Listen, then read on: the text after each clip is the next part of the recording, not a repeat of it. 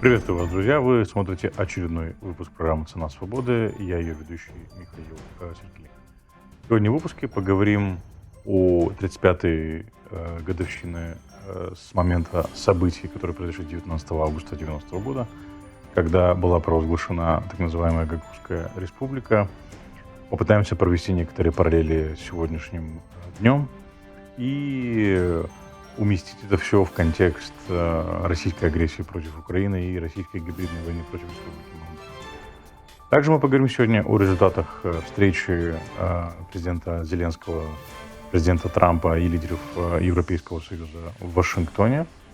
Об этом мы поговорим в первой части с депутатом парламента Республики Молдова Уазом Антоем и во второй части с политическим комментатором из Киева Дмитро Леусем. Не переключайтесь, скоро вернемся. Друзья, в этой части выпуска поговорим о годовщине событий, которые происходили в Камрате 35 лет назад, 19 августа 1990 года. Как на них смотреть сейчас, уже с перспективы 35 лет, в контексте российской агрессии против Украины. И мне кажется, это лучше нам дает понять то, что происходило тогда, и плюс сопоставлять с тем, что происходит в Гагаузии сегодня, и как Гагаузия используется против Республики Молдова, как тогда, так и сейчас. Об этом, конечно же, мы поговорим с нашим частым гостем Уазом Антоем, депутат парламента Республики Молдова, человеком, который помнит те события в далеком 90-м году. Господин Антой, приветствую вас. Добрый день, спасибо за приглашение. Спасибо, что нашли время для нас прийти и поговорить об этом. Вот я смотрю, господин Антой сегодня открыл Facebook, ну, понятное дело, до поздней ночи следил, как закончилась встреча в Вашингтоне лидеров, глав больших стран Европейского Союза Владимира Зеленского и Дональда Трампа. Но вот сегодня утром открыл и смотрю там поздравления с 35-й годовщиной со дня образования Гагаузской республики. Важная веха, говорят люди. Вроде как бы адекватные, да, пишут, что это вот на нашем пути в борьбе непонятно за что. Давайте вот попытаемся в очередной раз поговорить и прояснить или пролить свет на события тех лет. И попытаться ответить на вопрос, чем на самом деле это было. И, конечно же, сопоставить с тем, что мы видим сегодня, потому что главной движущей силой так называемых проплаченных, купленных шуровских протестов, к сожалению, является Гагаузия. Я там, кроме гагаузов, среди спикеров основных я больше никого не вижу. И давайте вот по порядку. Чем было вот это вот событие 19 августа, которое, как мы знаем, называлось съездом депутатов всех уровней? Здесь нужен короткий исторический экскурс. 2 августа 1940 года в Москве был принят закон о создании Молдавской Советской Социалистической Республики в составе СССР. До этого территория на левом берегу и территория между реками Днестр и Прут считалась Молдавской автономной республикой в составе Украины. И посредством принятия того закона 2 августа 1940 года Республика Молдова стала союзной республикой. И если посмотреть в Конституции, те 3 Конституции Советского Союза, которая последняя была принята в 1977 году, союзные республики считались суверенными государствами, которые создали Советский Союз. Ну, здесь еще можно вспомнить договор о создании СССР от 30 декабря 1922 года. Соответственно, в Конституции было записано, что эти союзные государства имеют право на выход, на внешнее самоопределение вплоть до выхода из состава СССР. И как мы понимаем, до тех пор, пока в Советском Союзе был тоталитарный режим с монополией на власть коммунистической партии, с КГБ, атмосферой страха и так далее, все это было чистой воды фикцией. Но когда Советский Союз развалился, ну, для начала надо вспомнить, что в марте 1985 года Михаил Горбачев запустил политику перестройки, либерализации режима. И, как я написал в одной своей статье, он неосознанно стронул лавину, и ей уже оказался сметенным. потому что Советский Союз в конечном итоге развалился. И вот этот процесс перехода от тоталитаризма к демократии, к выборам в союзных республиках на основе конкурентности. Не следует забывать, что 25 февраля, 10 марта 1990 года на всей территории Советской Молдавии, которая была поделена на 380 избирательных одномандатных округов, были проведены выборы. То есть и на левом берегу, и на юге, на всей территории были проведены выборы, по итогам которых был формирован Верховный Совет, который потом переименовал себя в парламент. То есть это был абсолютно репрезентативный орган, коллегиальный, который представлял всех жителей Советской Молдавии. Почему я говорю жителей? Потому что понятие гражданства тогда относилось к Советскому Союзу. И люди голосовали на основе прописки. Тот же Игорь Николаевич Смирнов, который 23 октября 1941 года родился на Камчатке и в 1987 году был послан в Тирасполь в качестве директора завода «Электромашина», он был избран в Верховный Совет Советской Молдавии по 125-му избирательному округу. То есть это было то, что было. И в начале, в отличие от прибалтийских республик, даже в той же декларации о суверенитете, которую принял Верховный Совет Молдовы 23 июня 1990 года, не заявлялось о намерении выхода из Советского Союза. А было сказано, что эта декларация является основой для переговоров о подписании союзного договора. В то время Михаил Горбачев пытался спасти Советский Союз посредством подписания нового союзного договора. Это такой формальный аспект. В действительности что получилось? После 2 июня 1940 года население Советской Молдавии было пропущено через ряд таких процессов. Так, депортации, искусственный голод, искусственная смена этнического состава населения, железный занавес вдоль прута, насаждение румынофобии и русификация. И когда Советский Союз стал разваливаться, то что произошло, например, в 1988 году? Появилось письмо, подписанное 66 деятелями, как мы сейчас сказали бы, гражданского общества, которые требовали возврата латинской графики и признания румынского языка государственным Советской Молдавии. И вот эта инициатива, она, с одной стороны, перевернула всю конструкцию молдавской социалистической нации, которая строилась на том, что мы говорим на разных языках, и мы молдаване, не румыны, и так далее, и так далее. И в нашем обществе, если это можно назвать обществом, правильнее назвать населением, возникла глубокая поляризация. Общество оказалось расколотым Советской Молдавии, невзирая на то, что мы все были частью так называемого единого советского народа. Эта поляризация проявилась на левом берегу Днестра, которая была намного более индустриализована и милитаризована по сравнению с правым берегом. И русифицировано, да? И намного более русифицировано. Да, это даже не обсуждается. И там большинство жителей считали себя гражданами Советского Союза, и Советская Молдавия для них это было нечто такое этнофольклорное, декоративное, но никак не суверенное государство, невзирая на то, что это было написано в Конституции Советского Союза. И когда в Молдове запустили этот проект с государственным языком, то эта поляризация проявилась не только на левом берегу, но и на юге Молдовы, где были организованы забастовки и так далее, и так далее.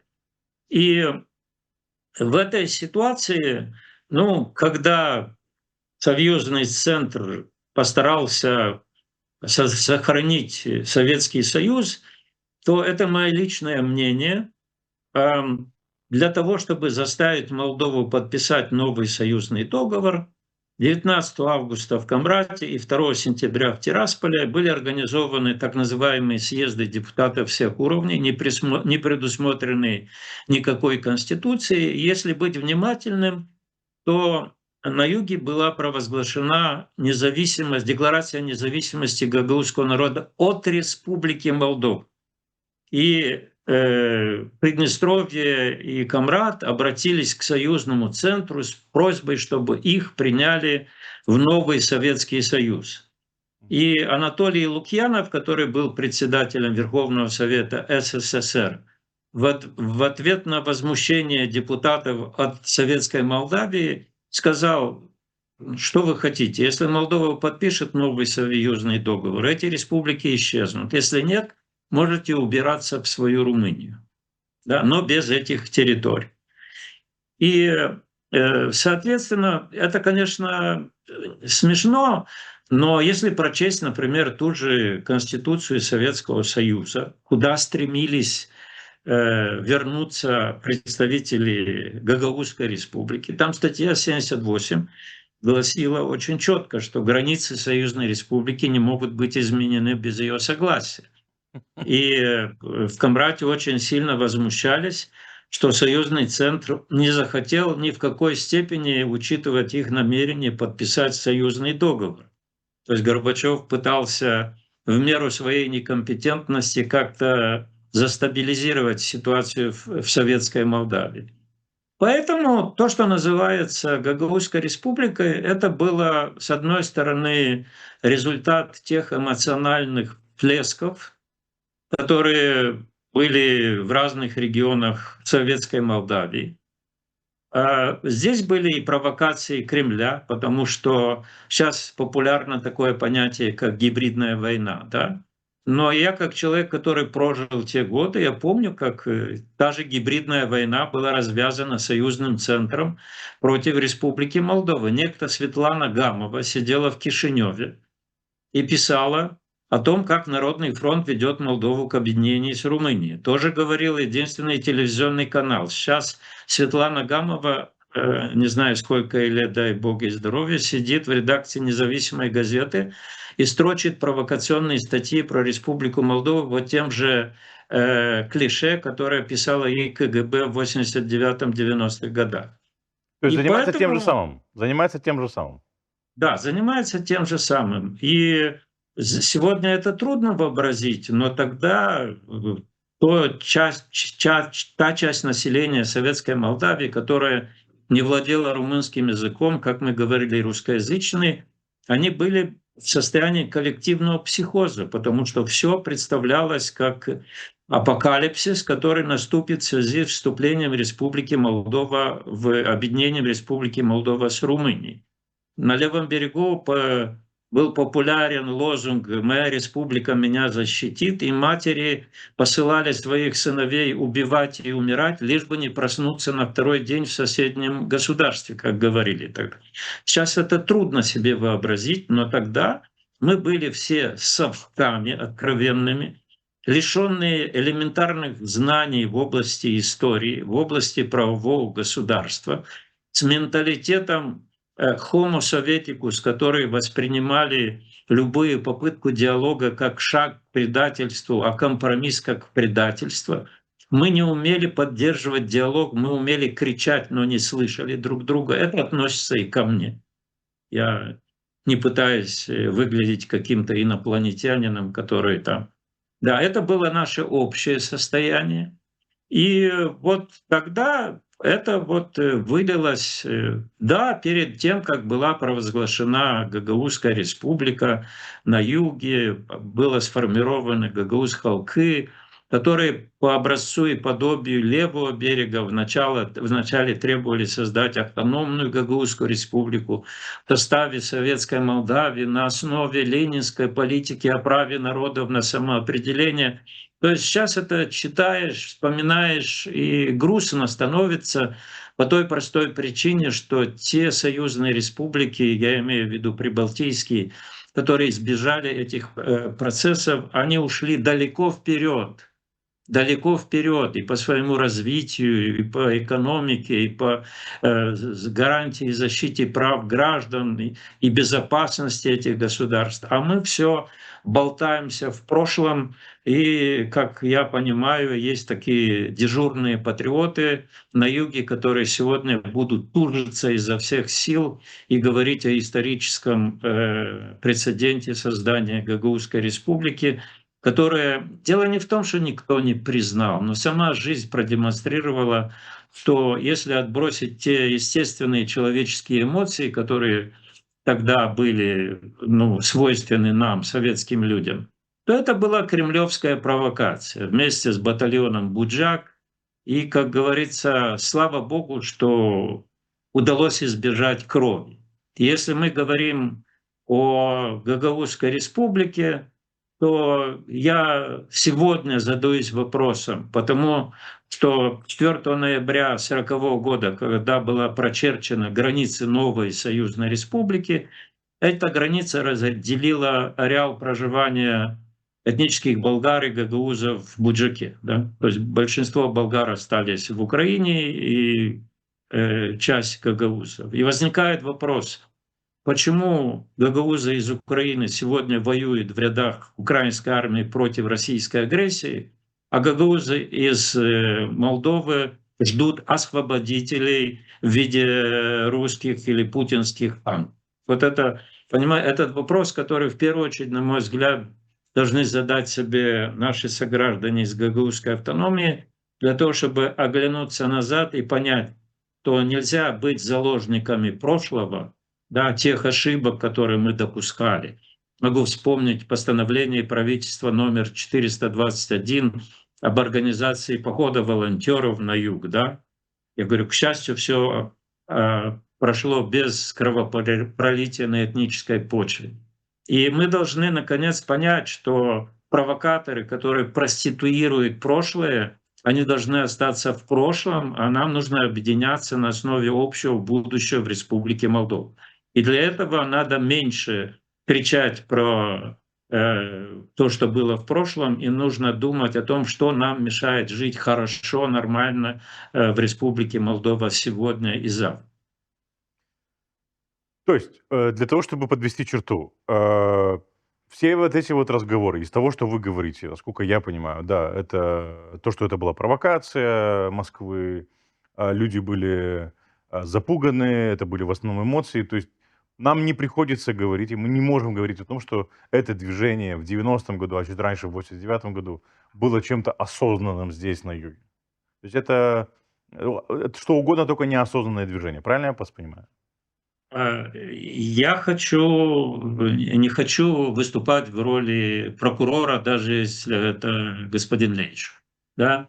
Мы все были советскими людьми. Да. Нас всех захватила та волна. Я могу сказать, что тот Верховный Совет, который был избран 25 февраля, 10 марта 90 года, первые свои решения голосовал единодушно, единогласно.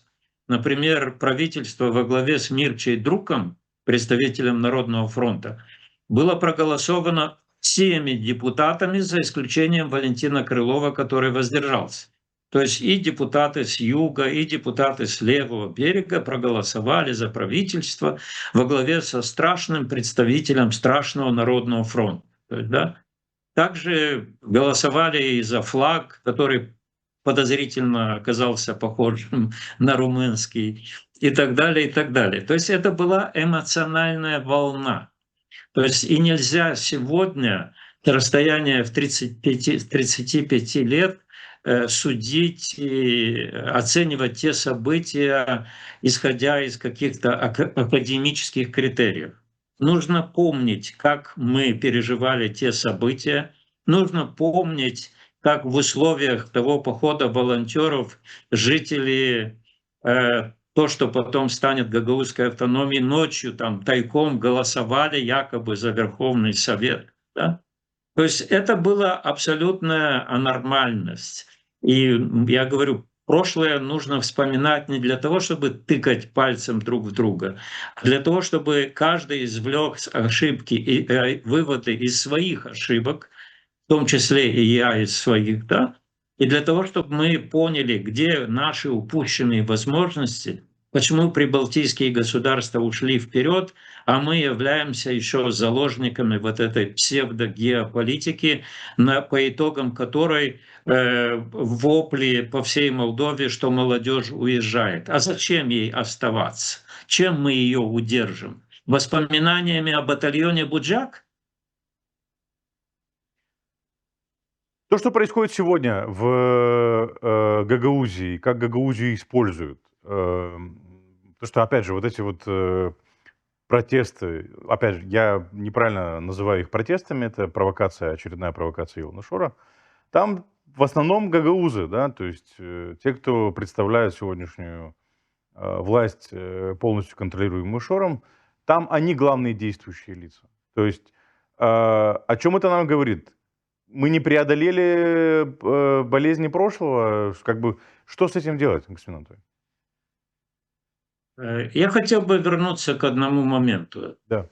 Скажите, пожалуйста, в населенном пункте Ферапонтьевка, который делегирует Народное собрание Дмитрия Константинова, там что, большинство этнических гагаузов? Нет. Нет? Поэтому я возвращаюсь к тому, что гагаузская автономия, это уже мы переступили через Гагаузскую республику, была создана на основе страха и недоверия. Страх перед объединением с Румынией. Посмотрите статью 3 того же печально знаменитого закона номер 344 от 23 декабря 1994 года. Да? И поэтому сейчас логично, и там много лжи, когда там написано, что 3 официальных языка, то мы же понимаем, во что это все превратилось. Да? Если говорить о дне сегодняшнем, так, к сожалению, мы видели э, выборы Башкана Гагаузии, да, когда первые 3 кандидата, которые по итогам первого тура, они вместе набрали порядка 75%. И в условиях путинской агрессии против Украины каждый из них клялся и божился, что нужно устанавливать хорошие отношения с Россией. Не говоря уже о том, что 6 февраля 2015 года некто Ирина Влах и некто Игорь Додон предстали пред ясные очи посла России в Республике Молдова, где Ирина Влах в качестве кандидата на должность Башкана поклялась, что приведет гагаузскую автономию в таможенный союз, и за ней последует вся Молдавия. Вот это самое главное, что гагаузская автономия возьмет за рога всю Молдову и приведет в таможенный союз. Поэтому, к сожалению, гагаузская автономия не переступила то качество, которое превращает ее в инструмент Кремля. И я помню там обращение того же Ивана Бургуджи во время выборной кампании на должность Башкана, который кричал: «Где власть?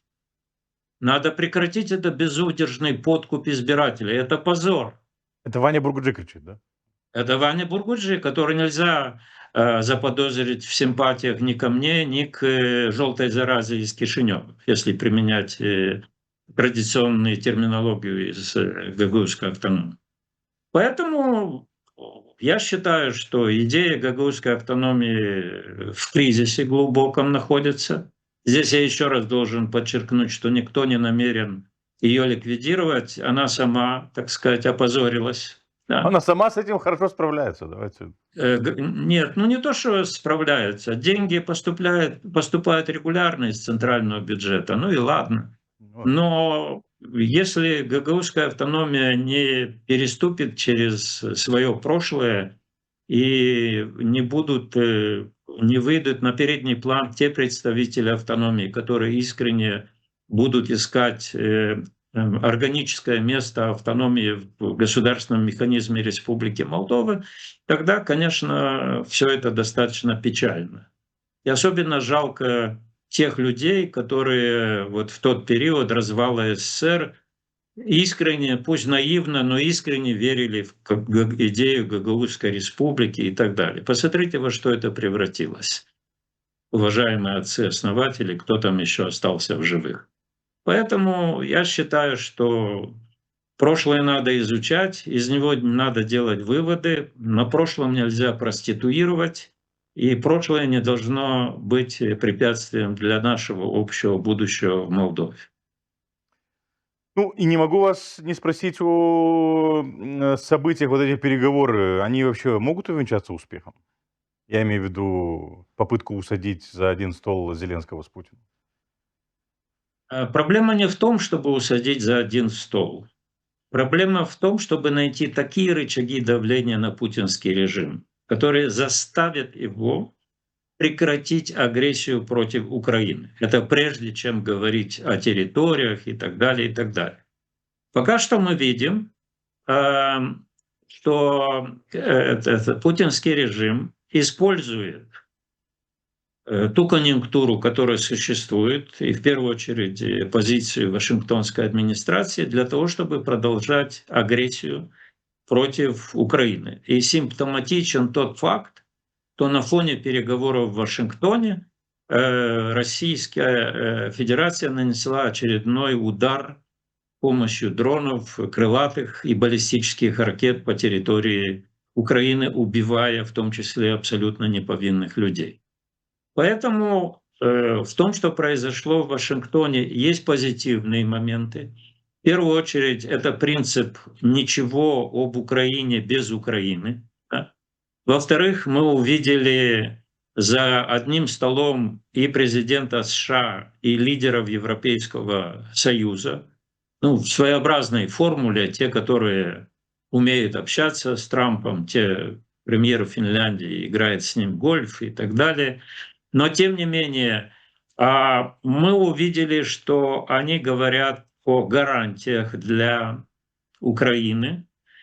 И меньше всего я верю в перспективу решения каких-то фундаментальных проблем на основе личной встречи между Путиным и Зеленским. По той простой причине, что путинский режим на протяжении лет, многих лет, отрицает право Украины на существование как государства и говорит о руководстве Украины только в терминах незаконного режима. То есть это режим.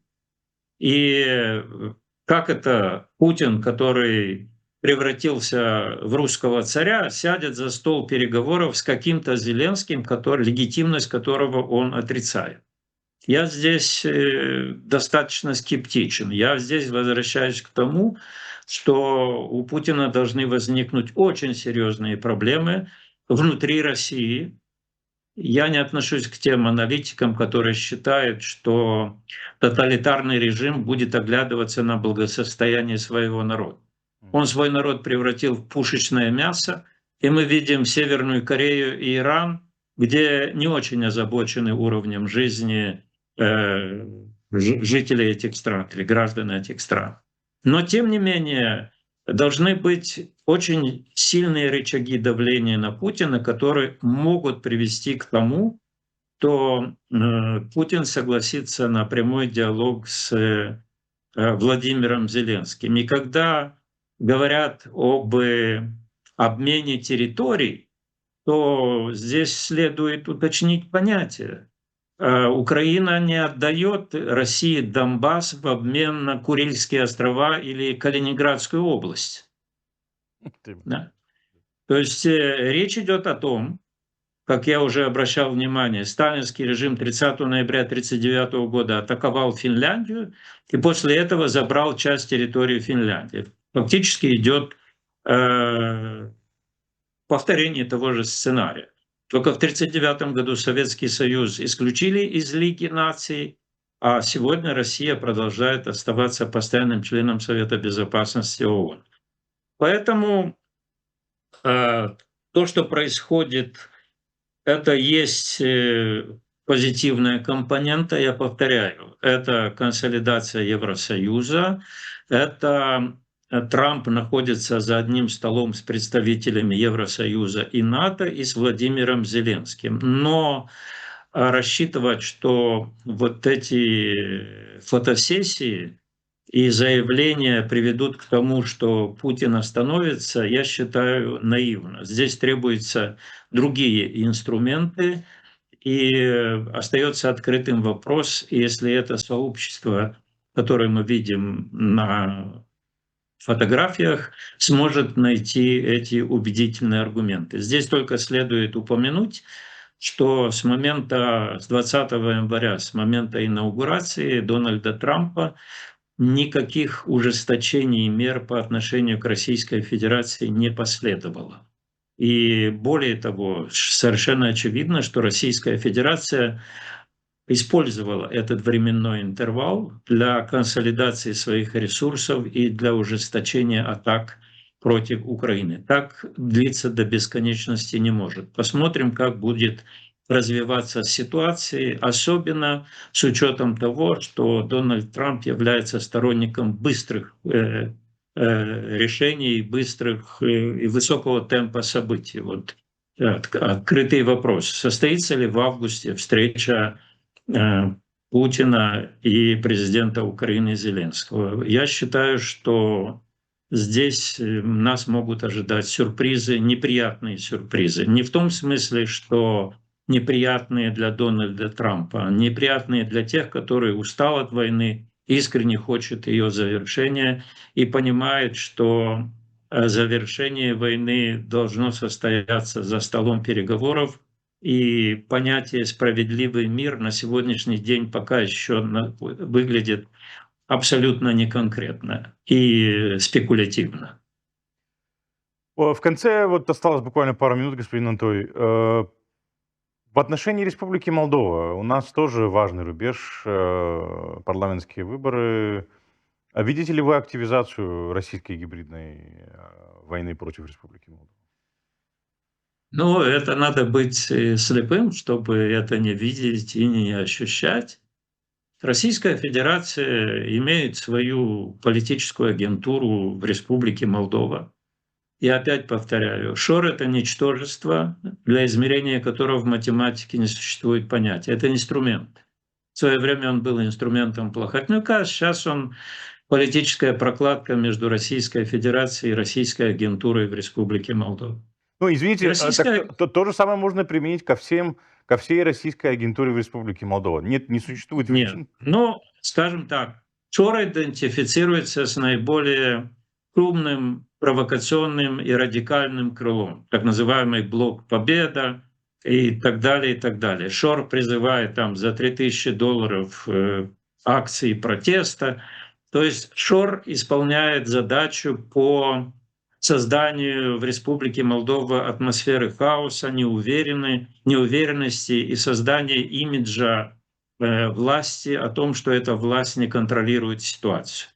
А есть другая часть российской агентуры, которая формирует различные политические блоки, которые проводят, участвуют в конференциях «Make Europe Great Again», то есть они перекрашиваются на ходу, там, надеюсь, они не дойдут до того, чтобы перекраситься в сторонников ЛГБТ, ради того, чтобы попасть в парламент и захватить контрольный пакет акций или мест в парламенте. Поэтому гибридная война становится все более ожесточенной. Если наблюдать за тем потоком информационной грязи, который льется со стороны Кремля, то понимаешь, что нет предела подлости и цинизма.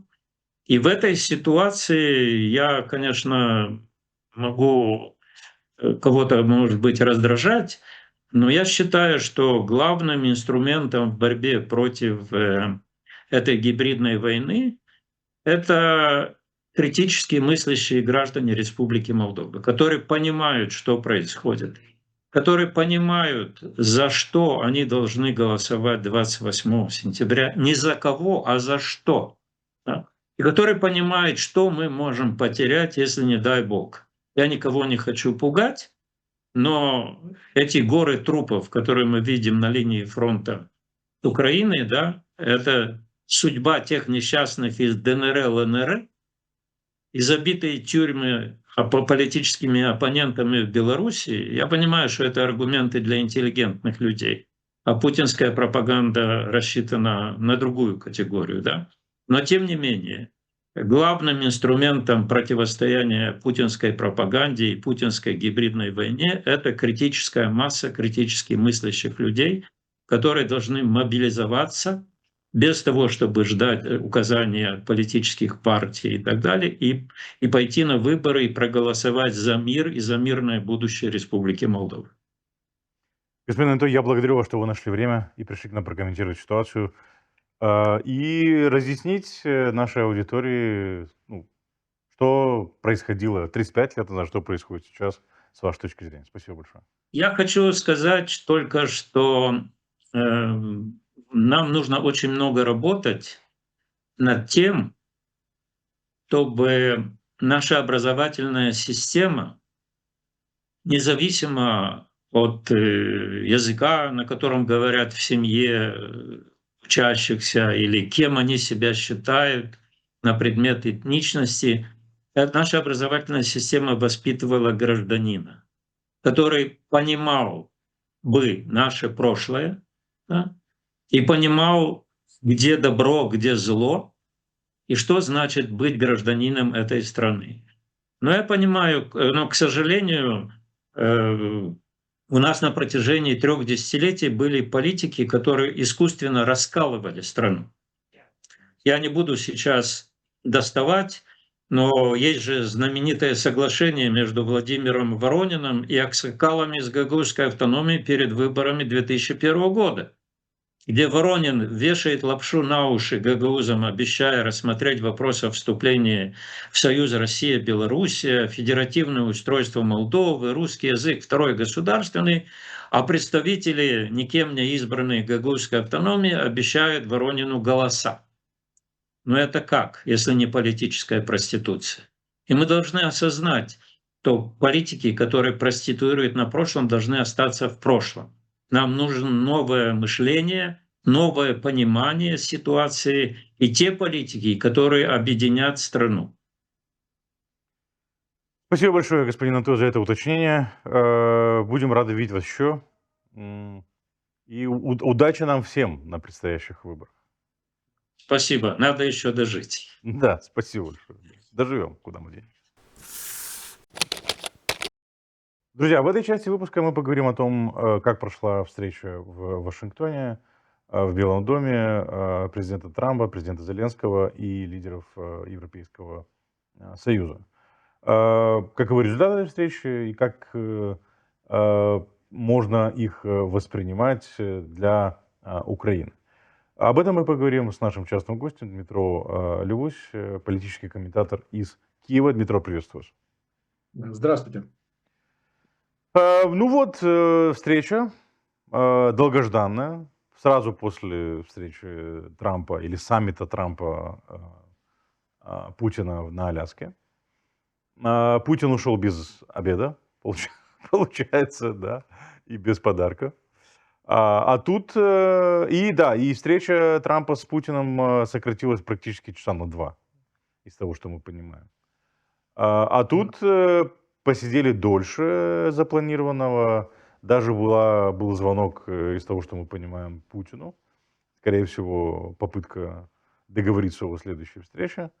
И вот что забавно, да, то есть сразу же, по-моему, ночью на РБК, если не ошибаюсь, появилось сообщение о том, заявление Ушакова, советника Путина по международным делам, что никакой встречи Зеленского с Путиным не будет.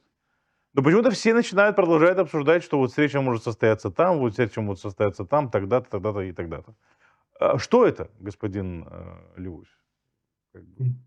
Я думаю, что это инерция на самом деле вот этого игры российской, которая после встречи на Аляске, где действительно Путин и страна-агрессор получили определенную выгоду и тактическую победу в плане того, что с ними на своей территории разговаривает глава самого мощного государства, где они действительно получили вот такое свидетельство того, что изоляции нет, хотя ну, это тоже достаточно условно. Все-таки Европа и демократический мир с Путиным не разговаривает. И особо ездить он тоже так и не рискует. Но, тем не менее, по крайней мере, вот на глобальном юге для Китайской Народной Республики он может продавать, да, то, что вот со мной говорят, со мной считаются, мои предложения лихорадят,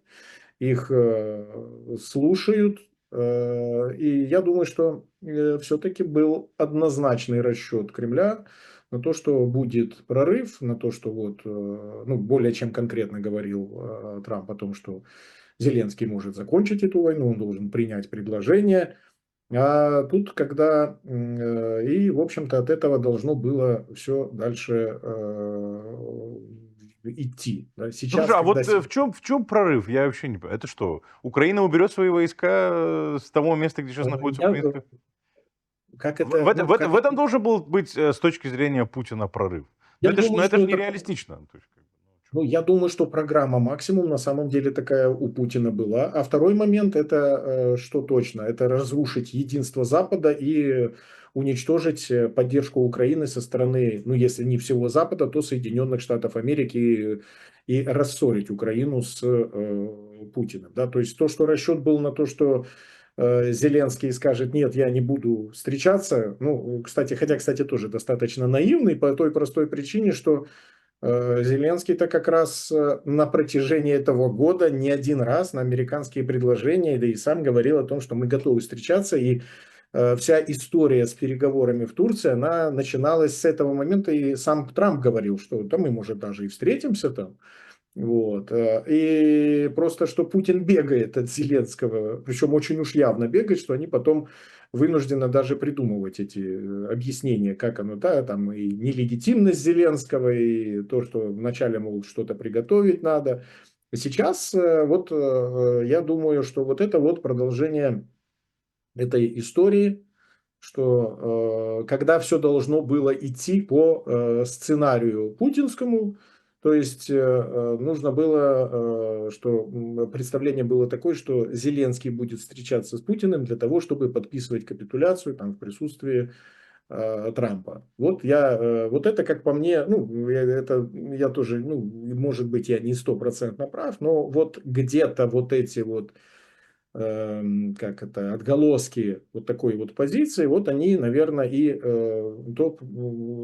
почему и цепляются за вот эту вот возможность встречи Зеленского и Путина. Я, кстати, сказать, тоже не исключал ее абсолютно, там, что она совсем уж невозможна. Но то, что оно не идет так, как планировал Трамп, например, что 22 августа они встретятся, да, то есть, причем говорил об этом уже как это, доконанно, ну, о таком, о состоявшемся факте, да, то есть, который, что оно должно быть. Вот и именно это, как по мне, и происходит. Ну, ситуация поменялась, в общем-то, понятно, опять же, почему. Потому что тут просто вот сейчас многое, когда прошло событие, и вот оно есть, и вот, да, у Зеленского спрашивали на брифинге: а как у вас так получилось собрать всех представителей стран Европы? А реально же коалиция собрана-то, ну, да, сколько получается? 5 стран: Великобритания, Франция, ФРГ, Италия, Финляндия, председатель Европейской комиссии и генеральный секретарь НАТО.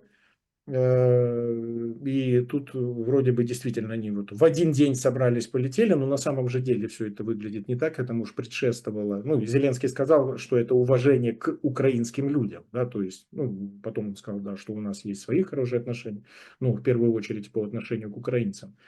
И этому уже предшествовала какая работа? То есть на протяжении всей той недели, которая, ну даже, может, там, около недели, которая была после встречи Трампа с Путиным, были соответствующие заявления вот этой вот группы стран, только она была, кстати, еще шире, там еще и Польша была, польский премьер-министр вместе с главой Европейской комиссии, было заявление стран севера Европы и Балтики совместное. Их, кстати, даже два было. Еще одно было, по-моему, в воскресенье.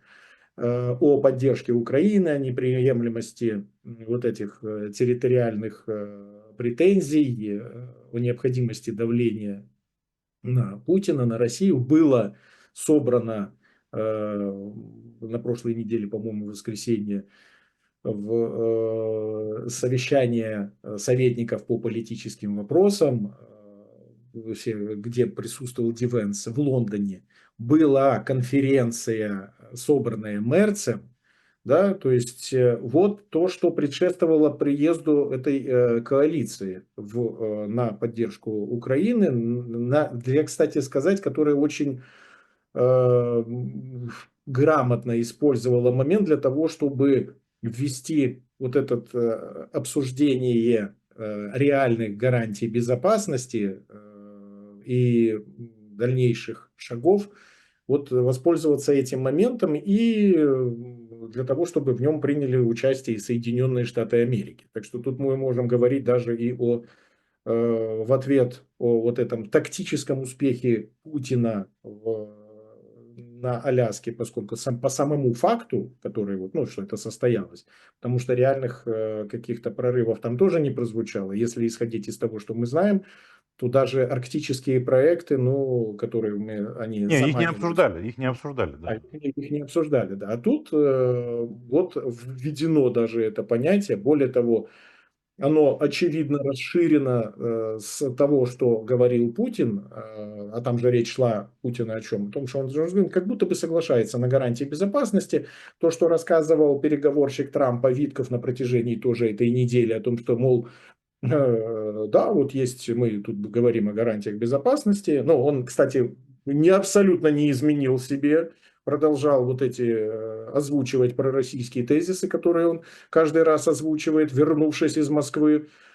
Тут он абсолютно людоедские вещи, да, когда говорил, что да, вот Украина должна отказаться от территории, а Россия, она обещает, дает гарантию, что она не будет дальше захватывать Украину, что это он преподносил это как огромный успех, что не будет, закрепит в Конституции то, что не будет нападать на Европу в условиях, когда Россия нарушила вообще все, да, то есть Включая свою конституцию, когда напала на да, Украину. даже свою конституцию, да, кстати, которую они изнасиловали уже не один раз. В 2020 году это было особенно ярко, которую они переписали. Когда они вписывают туда, что хотят, да, какие регионы, тоже это, кстати, не бьется с их конституционным процессом.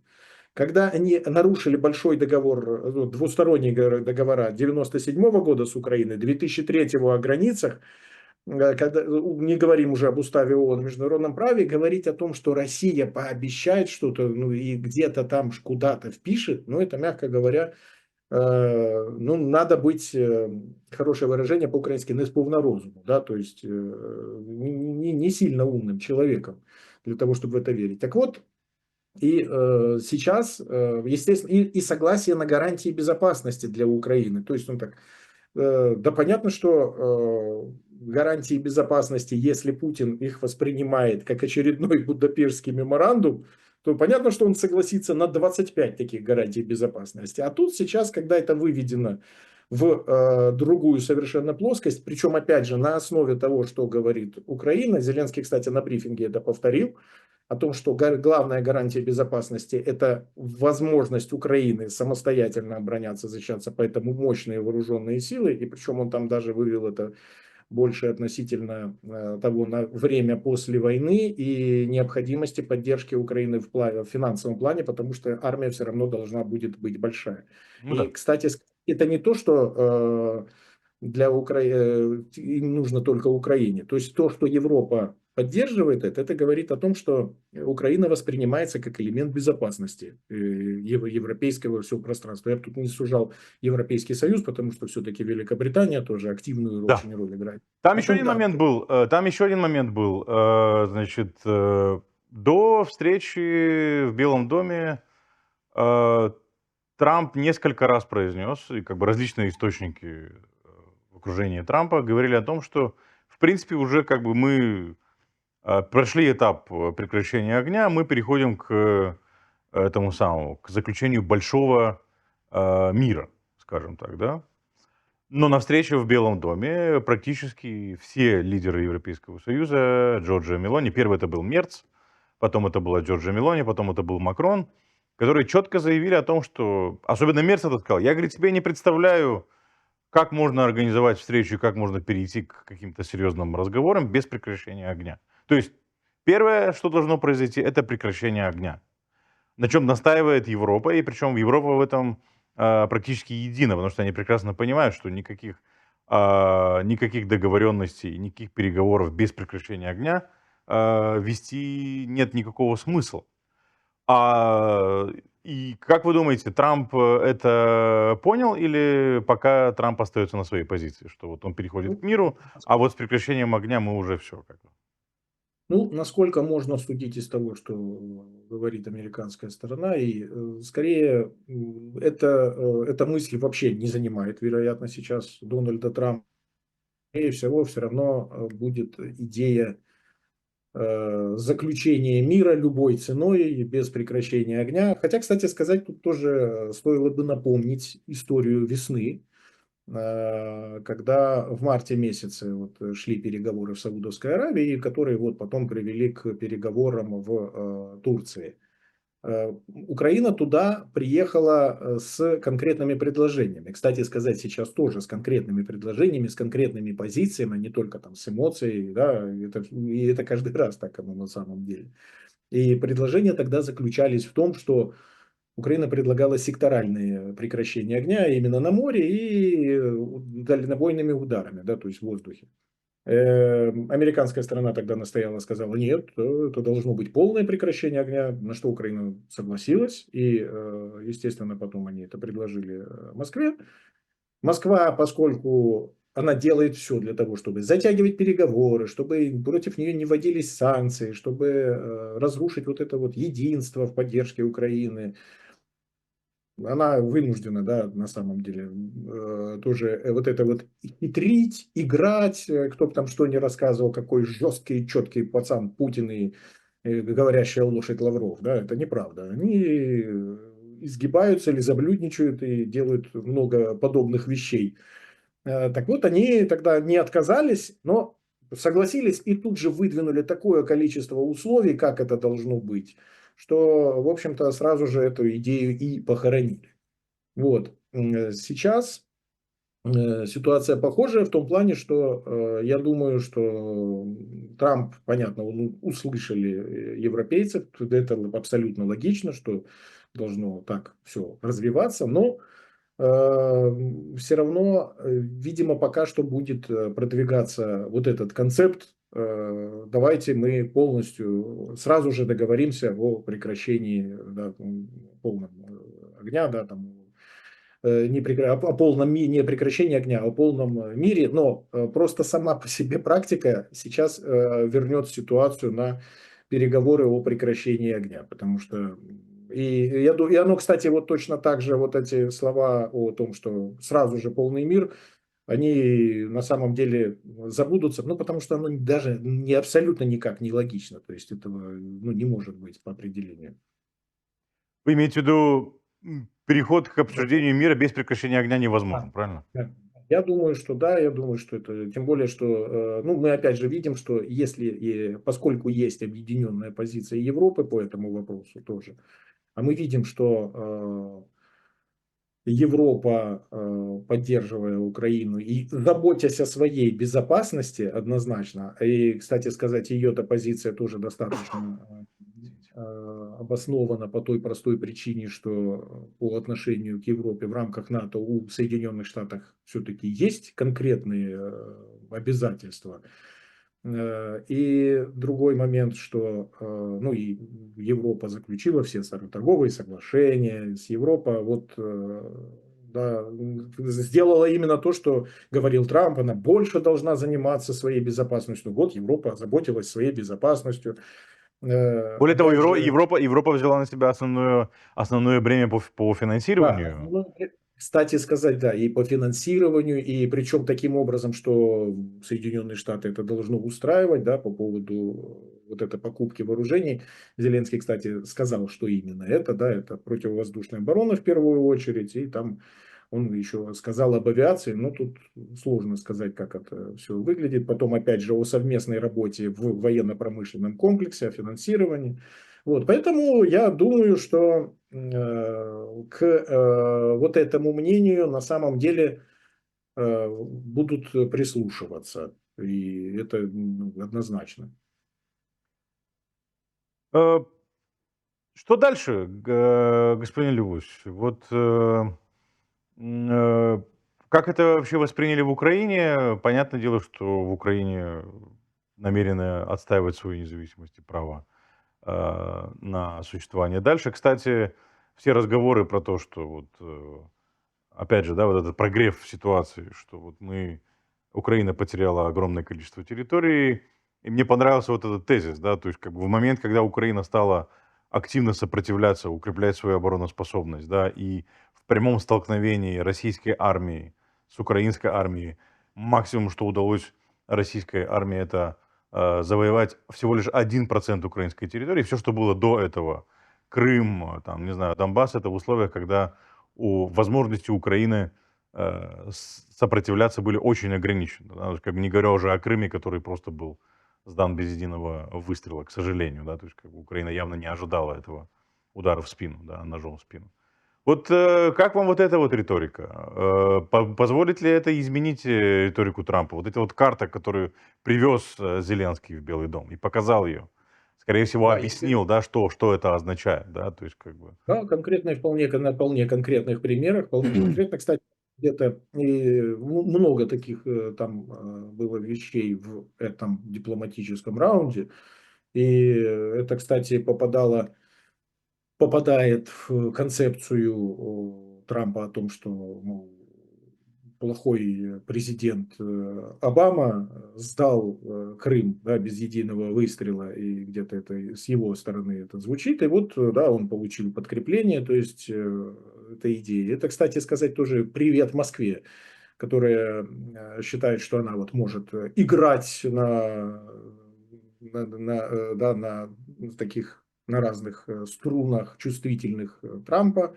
играет там, якобы ведет дипломатическую игру, хотя на самом деле Москва, русские прозрачны просто, вот, как бутылка водки, да, то есть их видно, мы знаем все их устремления, да, то есть мы знаем, что они будут затягивать переговоры, мы знаем, что они будут имитировать этот процесс, мы знаем, чего они хотят, то есть это вот разрушить единство, да, избежать санкций, отменить санкционную политику, да, то есть абсолютно, то есть мы вот эти вот все эти их элементы того, как они затягивают и имитируют, это вот просто это очевидно. Вот. И оказывается, все не так просто. Да? То есть, оказывается, даже может на вот этом вот, казалось бы, шокирующем материале показать, как оно есть на самом деле. Что у русских сила может быть тогда только, когда это удар из-под тишка, подло. И вот Да. и это на той карте еще не обозначены территории отдельно, которые были освобождены после 2020, в 22-23 годах. Да, то есть русские под Киевом стояли. У меня вот здесь вот было слышно артиллерийскую канонаду. Да, то есть, и поэтому все эти сказки, они, в общем, я думаю, что оно может влиять на Трампа, но и оно и будет, конечно же, ситуация меняться, потому что мы видели, как перед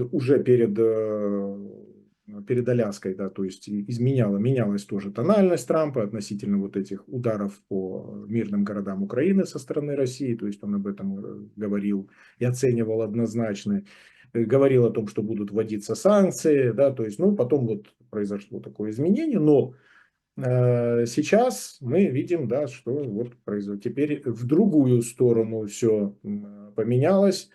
Иное дело, что мы тоже отдаем себе отчет, что это не последний раз, а сама по себе оценка того, что произошло, ну, понятно, что положительная, и мы, хотя мы отдаем себе отчет, что это, в общем-то, даже не начало пути к миру, то есть это все один из раундов, не более того. Господин Левусь, благодарю вас, что вы нашли время прийти к нам, Спасибо прокомментировать вам. ситуацию. И будем рады видеть вас еще. Слава Украине! Героям слава! Друзья, таким был сегодняшний день, таким был сегодняшний выпуск «Цены свободы». Не забывайте подписываться на нас, делиться этим видео, отправлять его своим знакомым и близким. Увидимся на следующей неделе. Прошу прощения, давай заново, увидимся уже в среду, да? Друзья, таким был сегодняшний день, таким был сегодняшний выпуск «Цены свободы». Не забывайте подписываться на нас, делиться этим видео. Увидимся в сентябре, друзья. Мы уходим на недельный перерыв. После чего вернемся в сентябре и возобновим выпуски программы «Цена свободы». До свидания.